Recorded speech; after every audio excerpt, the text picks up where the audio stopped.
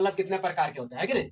तो दशमलव जो होता है दो प्रकार के, दशमलव दो प्रकार के होते हैं। कौन कौन होते हैं? एक शांत दशमलव और दूसरा अशांत दशमलव। शांत दशमलव और अशांत दशमलव, यहाँ तक सबको समझ में आ रहा है ना? शांत दशमलव और अशांत दशमलव।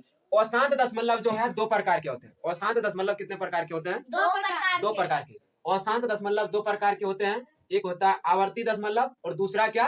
अनावर्ती दशमलव। क्या होता है? अनावर्ती दशमलव। ठीक है। अब जैसे कि कोई घर में है कि नहीं? जैसे कि अपना हो गया दादाजी, है कि नहीं?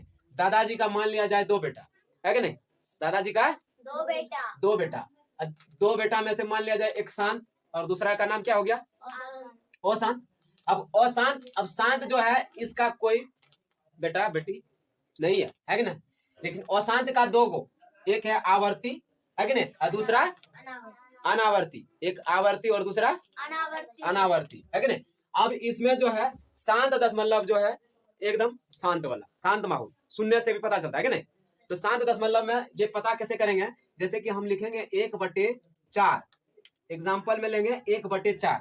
अब इसको हम लोग भागा दे करके देखेंगे, है कि नहीं? तो भागा दे के देखेंगे तो सबसे पहले ऊपर वाला को हम लोग बोलते हैं अंश, और नीचे वाला को हर बोलते हैं, है कि नहीं? याद करने की ट्रिक पता है तुम लोगों को? ऊपर आकाश, है कि नहीं? हाँ, नीचे धरती, तो ऊपर वाला और से याद कर लेंगे हम लोग अंश, है कि नहीं?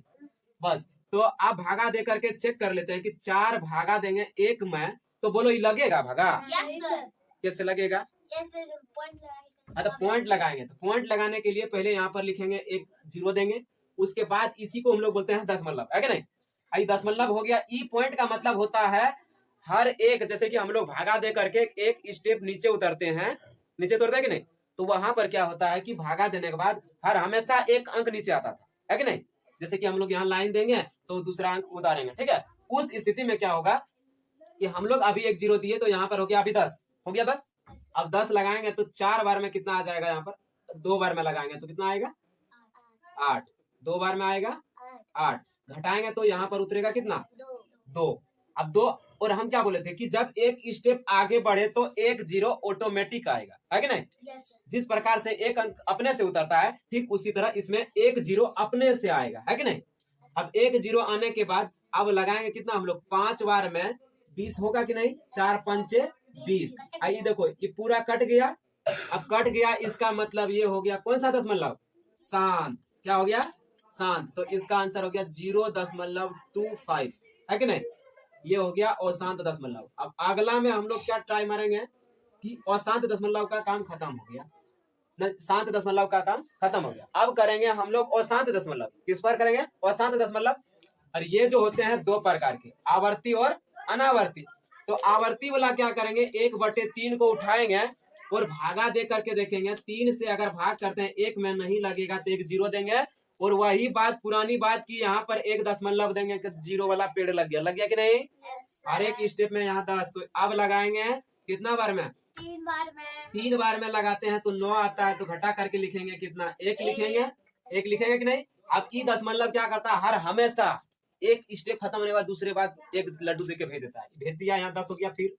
फिर लगाए 9 बार में, फिर 1 आता है, यहाँ फिर 3। हाँ, तो 3 बार में तो 9 आता है। फिर 3 बार में लगाएंगे, यहाँ पर आएगा कितना? 9 आएगा। अब ऐसे ये कहानी जो है बार बार इधर बढ़ते जाएगा, है कि नहीं?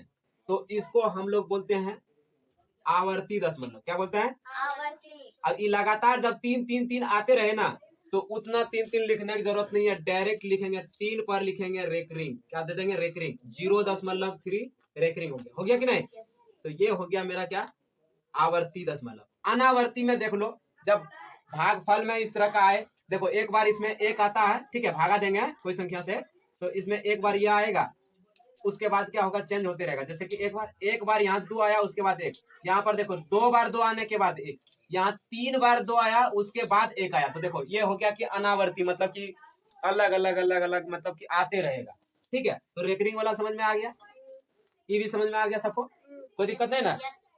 नहीं, ठीक है।